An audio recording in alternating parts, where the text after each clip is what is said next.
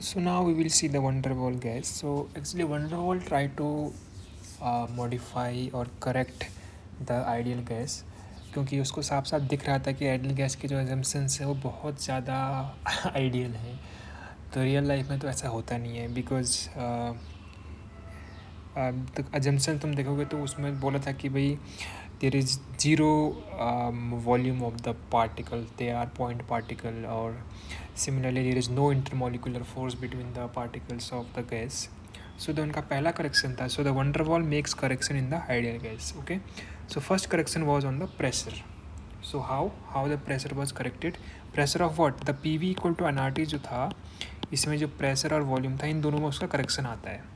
So he assumes that there is not exactly assumes, actually assume तो हमने वहाँ किया था आइडियल गैस में। He considers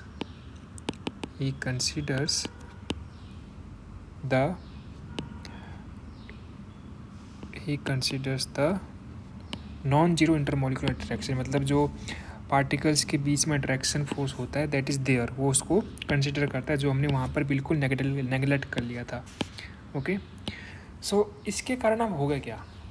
okay, so first of all you should understand कि जो किसी भी गैस का जो वो प्रेशर होता है, प्रेशर का मतलब होता है कि वो गैस पार्टिकल उस कंटेनर के वॉल को हिट कर, किस प्रेशर से हिट कर रहा है, that is the pressure of gas. Okay, और अभी तक क्या था कि यहाँ पर कोई इंटरमोलिकुलर अट्रैक्शन नहीं था, तो हर एक पार्टिकल जितनी ताकत से हिट कर सकता था तो वो कर सकता है, उसको कोई रोकने टोकने वाला है नहीं, क्योंकि आसपास के लोग मतलब आसपास के पार्टिकल उसको इन्फ्लुएंस नहीं कर सकते हैं।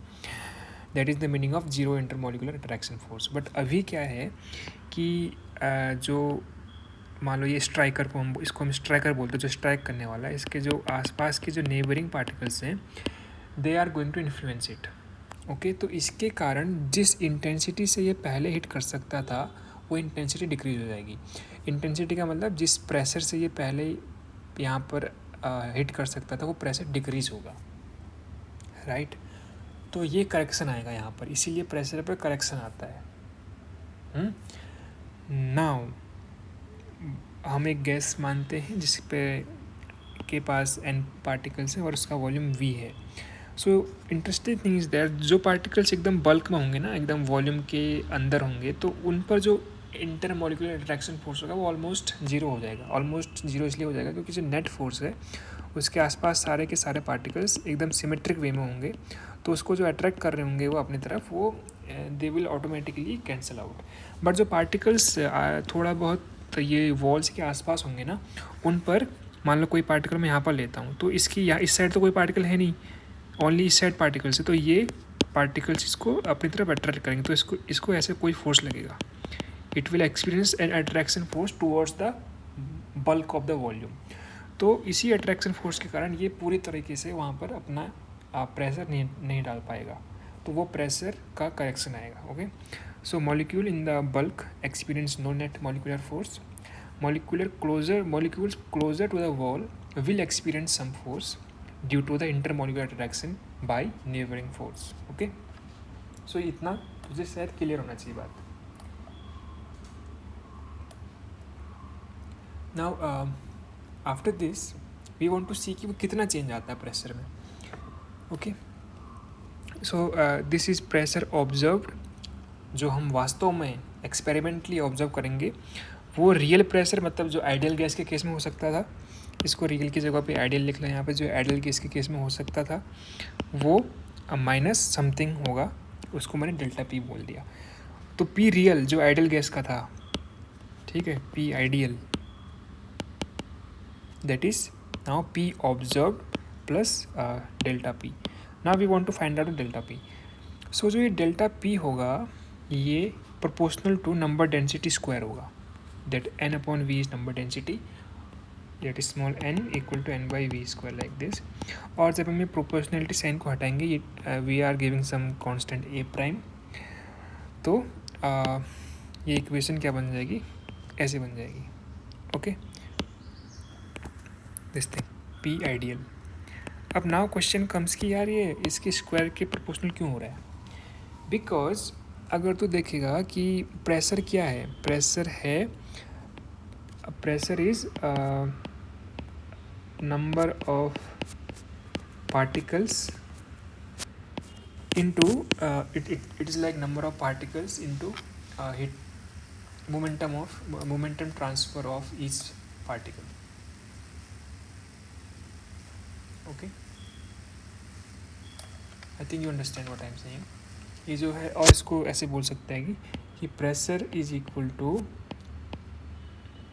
How strongly per particle hit into number of particles. ठीक है, ये ध्यान रखना.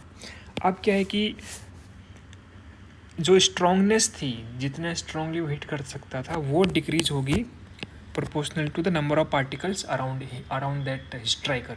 स्ट्राइकर के आसपास जितने भी पार्टिकल्स होंगे वो उतनी ज़्यादा तेज़ी से उसको अपनी तरफ अट्रैक्ट करेंगे और उतनी कम इंटेंसिटी से वो हिट कर पाएगा. तो ये जो डेल्टा पी है,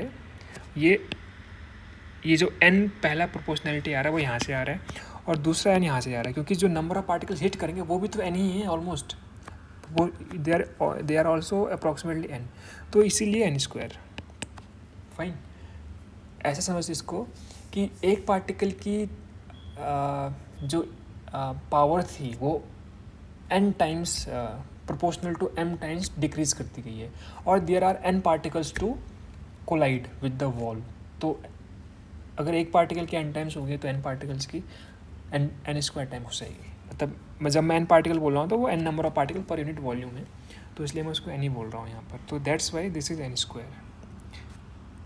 सो दिस इज़ हाउ ये आइडियल गैस का करेक्शन हो जाएगा, आइडियल गैस के प्रेशर का करेक्शन हो जाएगा. सिमिलरली वॉल्यूम में वो करेक्शन करता है कि भाई he assumes the volume of the gas molecule is finite. पहले हमने माना था कि भाई पार्टिकल का वॉल्यूम ही नहीं है कुछ आइडियल गैस के कंजम्पशन में. तो अब सपोज दैट कि एक पार्टिकल का वॉल्यूम बी प्राइम है. ठीक है, एक पार्टिकल का वॉल्यूम बी प्राइम है, तो एन पार्टिकल्स थे, तो एन पार्टिकल का वॉल्यूम क्या हो जाएगा, एन टाइम्स बी प्राइम. ठीक है, एन टाइम्स बी प्राइम. तो हमने जब बोला था कि वॉल्यूम क्या होता है, वॉल्यूम का मतलब मैंने उत्तर को बताया था कि कोई गैस है, अगर उसके अंदर कोई गैस पार्टिकल्स की बात करें तो उस पार्टिकल के पास कितना स्पेस है कि वो पूरी तरह वहाँ पर घूम सकता है. ठीक है, रोम कर सकता है. लेकिन आइडियल गैस के केस में हमने बोला था कि जो भी जितने भी पार्टिकल्स हैं वो पॉइंट पार्टिकल्स हैं, उनके पास कोई वॉल्यूम है नहीं. तो जितना वॉल्यूम कंटेनर का होगा same volume will be available to roam for the single particle, same particle, individual particle. But हमने यहाँ पर अभी क्या बोला, I mean Van der Waal assumes की हर एक पार्टिकल का वॉल्यूम बी है ना. तो अभी क्या होगा कि जहाँ पर ये बी पार्टिकल है, सॉरी जहाँ पर ये पहला पार्टिकल, यहाँ पर तो अब नया पार्टिकल जा नहीं सकता क्योंकि उतना स्पेस उसने घेर लिया है. तो जितना भी n टाइम्स बी प्राइम है, सॉरी, तो n टाइम बी प्राइम जितने भी ये इतना स्पेस, मान ले ये था तेरा 100 यूनिट और तेरा वॉल्यूम पूरा कंटेनर का था 1000 यूनिट. तो यानी कि अब तेरे पास यानी कि अब इंडिविजुअल मॉलिक्यूल के पास ओनली 900 वॉल्यूम यूनिट का वॉल्यूम बचा है रूम करने के लिए. So there is decrease in the volume like this. So we will get v minus N B prime. एक पार्टिकल के वॉल्यूम को नंबर ऑफ पार्टिकल के वॉल्यूम से मल्टीप्लाई किया, उतना वॉल्यूम हमें डिक्रीज करना पड़ेगा, right. So hence we get this volume available for each molecule to roam is this one. So real volume become this one. और इसको तो बोल सकता है वी आइडियल. ओके, नाउ अगर तो इन दोनों को कंबाइन करें, हमें क्या पता है, पी आइडियल और V ideal. P V equal to क्या है, एन के बी टी और एन आर टी, राइट. तो अगर इन दोनों को तो कंबाइन करें तो क्या बन जाएगा, ये बन जाएगा, राइट. आई थिंक यहाँ तक बात क्लियर है. हमने बस दोनों की वैल्यू पुट कर रखी है.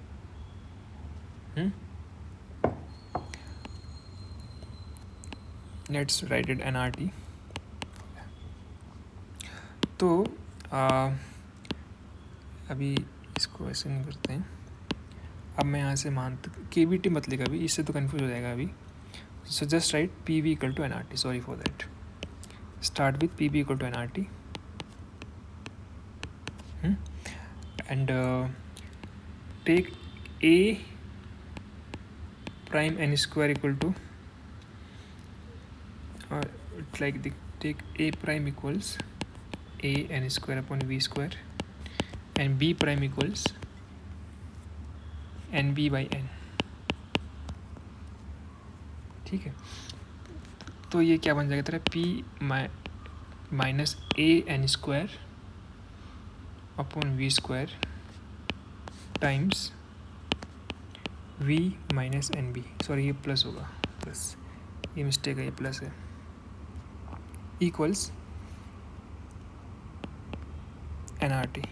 So this is the final form, and where n is the number of moles. ठीक है, और अगर जो इसको एक मोल के लिए लिखना चाहे for 1 mole, you just put n equal to 1.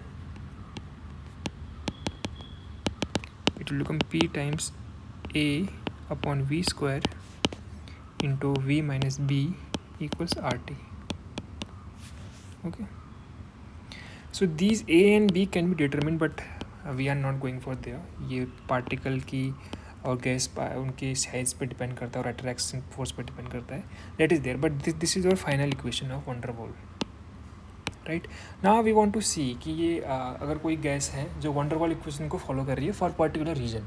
ध्यान रखना, कोई भी हमारे पास अभी ऐसी इक्वेशन है नहीं जो गैस को पूरी तरह डिस्क्राइब कर सके. जितनी भी इक्वेशन है मार्केट में या फिर कम्युनिटी में, वो एक्सप्लेन कर सकती है for a particular regime of pressure, right, और पर्टिकुलर regime of temperature और नियर क्रिटिकल पॉइंट्स पर. वो उनकी लिमिटेशन से, मतलब वो कहीं पर वैलिड होंगे, कहीं पर फेल हो जाएंगी. तो इसीलिए हमारे पास अभी तक ऐसा कुछ है नहीं. और ये वंडर वॉल इक्वेशन तो it's a kind of equation. इसके अलावा भी ना, मतलब अगर तू देखेगा, अगर तू कभी लिटरेचर पढ़ने का तुझे कभी मौका मिले या तो पढ़ेगा, so you will see that there are many other equation of state, like Clausius equations है ना. इवन इंडियन साइंटिस्ट के भी इक्वेशंस है, that is called Saha and Bose equations. Equation of gas I am saying, that is relation between PV/T, है ना. Every equation of gas has this form, PV and T का रिलेशन होगा, उसको इक्वेशन ऑफ स्टेट बोलते हैं. तो बहुत सारे इक्वेशन ऑफ स्टेट्स हैं, लेकिन कोई भी equation of state is not completely describe the gas. कोई कहीं पे फेल हो जाएगा, कोई कहीं पे फेल हो जाएगा. तो हम देखना चाहते हैं कि इसके क्रिटिकल कांस्टेंट क्या होंगे, I mean in wonder wall gas के. ओके, और हमने लास्ट क्लास में देखा था क्रिटिकल कांस्टेंट के लिए you just have to derivate twice and equate them zero, because उस पॉइंट पे तुम्हारा जो हमने ग्राफ देखा था एंड्रू कर्व में, तो वो पॉइंट ऑफ इन्फ्लेक्शन आ रहा था ना ऐसे. इसके पहले तो वाले तो सीधे ऐसे ऐसे आ रहे थे. तो इस वाले पॉइंट पे वो जस्ट इन ये जो हॉरिजॉन्टल कर्व था वो ऑलमोस्ट जीरो हो गया था, ऑलमोस्ट इक्वल एग्जैक्टली जीरो हो गया था. Fine, okay. So now we want to find out the critical constant. So since you know that P minus we are taking ideal we take van der Waal equation for 1 mole van der Waal gas. We take van der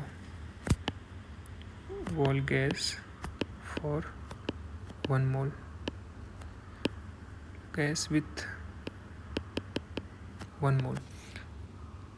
therefore equation क्या होगी, P minus A upon V square into V minus B equals RT, right. लेकिन मुझे del P by del V निकालना है at constant temperature and del square P by del V two निकालना है at constant temperature. तो इसलिए मुझे क्या करना पड़ेगा, इसको P as a term in terms of V और T निकालना पड़ेगा. तो इसको तो देखिए, अगर from here what can I do, P minus A V square is equals RT upon V minus B. then it implies P equals A upon V square, right? Sorry मैं बार बार इसको माइनस लिख रहा हूँ, this is my mistake. P it will become RT upon V minus B plus minus A upon V square. Fine. So the first thing, del P by del V at constant temperature. What is this? This is nothing but RT upon V minus B square. 1 upon x का derivative with minus 1 upon V square. Then this is 2A upon V cube. And at critical temperature, that is T equal to Tc, and at critical points, better to write, at critical point when T equal to Tc and V equal to Vc, del P by del V at temperature Tc is 0, implies that minus R Tc Vc minus B whole square plus 2A upon Vc cube equals 0. और अगर तो इसको LHS को RHS में ले जाए तो it will simply become this. Okay, so this is my equation 1. Now I want to do the second derivative using this, of course.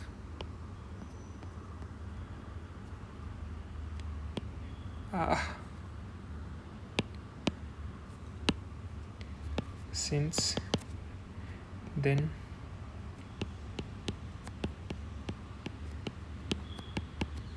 so it will become 2RT upon V minus B whole cube minus 6A upon V4. Again at critical point. Okay ये मैंने ऊपर गायब भी कर दिया क्या इसको? Come on DJ.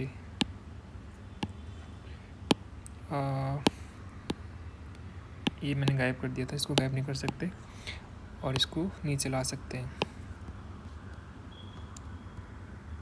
So at critical points this thing is also 0.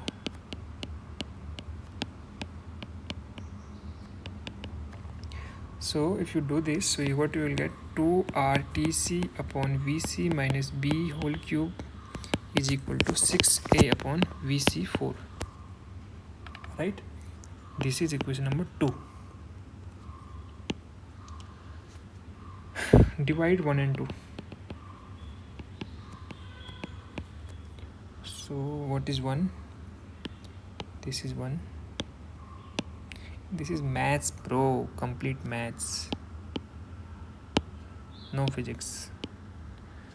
तो इसको डिवाइड करेंगे तो ये वाला टर्म ऊपर आ जाएगा न्यूमरेटर में, VC minus B whole cube वाला, और 2RTC वाला नीचे आ जाएगा. Similarly 6A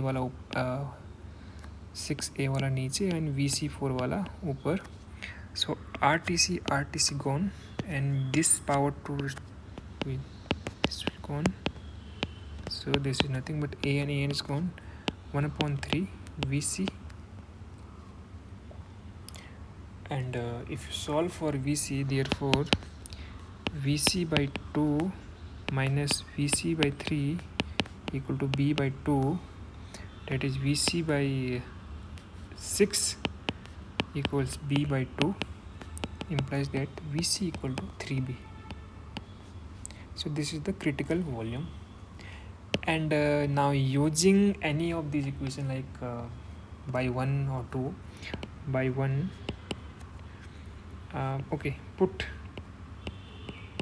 VC in 1. What is 1? This is 1.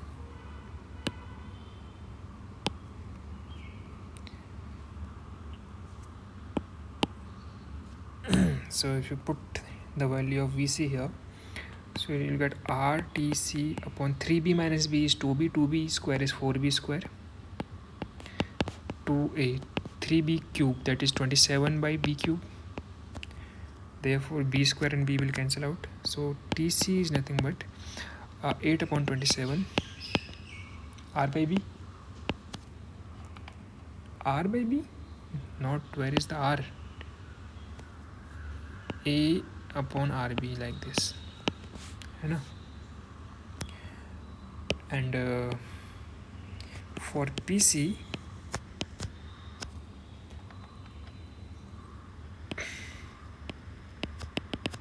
put VC and TC in original equation. Original equation मतलब वंडरवॉल इक्वेशन.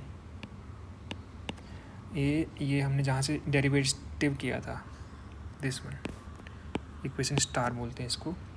नीचे ले जाते हैं इसको.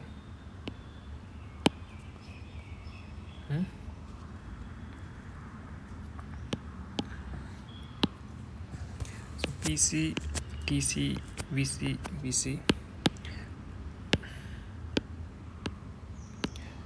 Hence, so R time TC is nothing but 8A upon 27B. This is R time TC.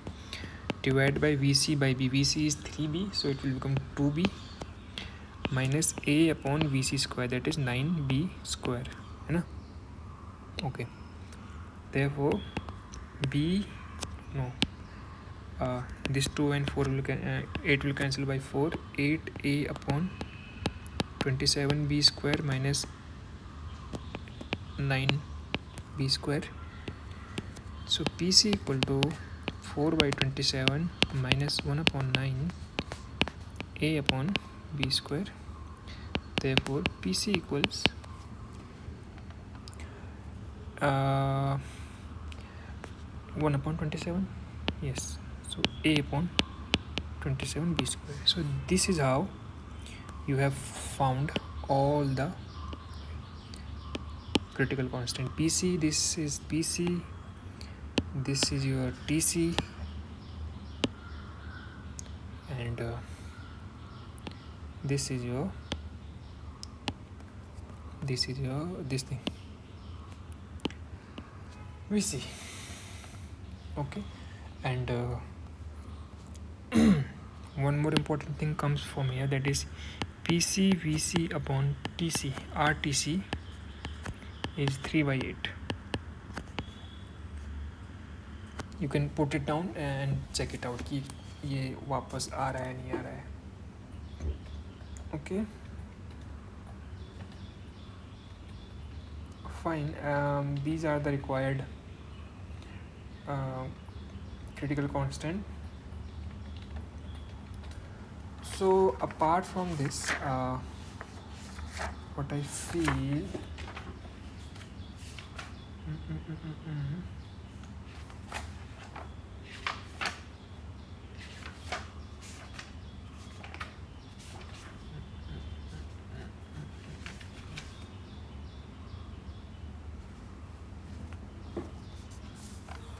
so